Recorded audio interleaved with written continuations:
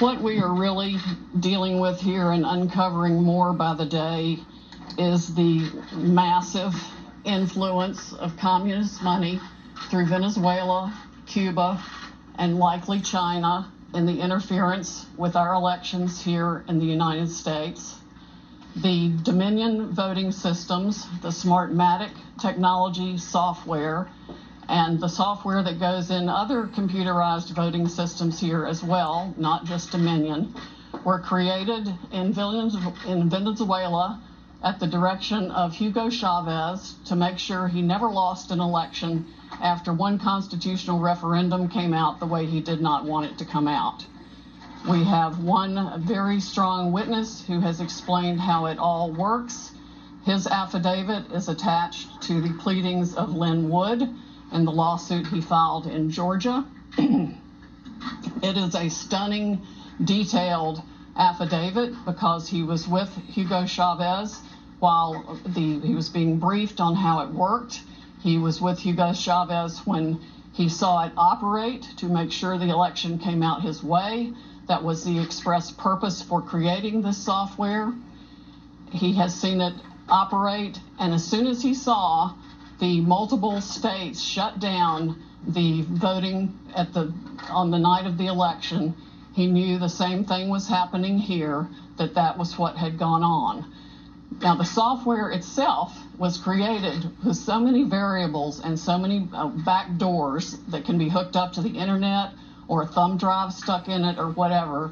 But one of its most characteristic features is its ability to flip votes.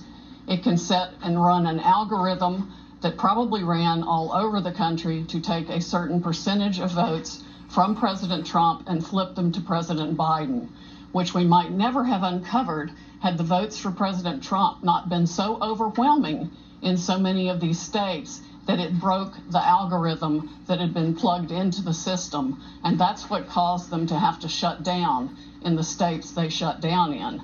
That's when they came in the back door with all the mail-in ballots, many of which they had actually fabricated. Some were on pristine paper with identically matching perfect circle dots for Mr. Biden. Others were shoved in batches. They're always put in a certain number of batches, and people would rerun the same batch. This corresponds to our statistical evidence that shows incredible spikes in the vote counts at particular times, and that corresponds to eyewitness testimony of numerous people who have come forward and said they saw the ballots come in the back door at that time. Notably, the Dominion executives are nowhere to be found now. They are moving their offices overnight to different places. Their office in Toronto was shared with one of the Soros entities. One of the leaders of the Dominion project overall is Lord Malloch Brown, Mr. Soros' number 2 person in the UK, and part of his organization. There are ties of the Dominion leadership to the Clinton Foundation and to other known politicians in this country. Just to give you a brief description of how this worked, I'm going to quote from a letter that was written, and I will read that to make sure I get the quotes right. This person was objecting to the United States acquisition of Sequoia voting systems by Smartmatic, a foreign-owned company.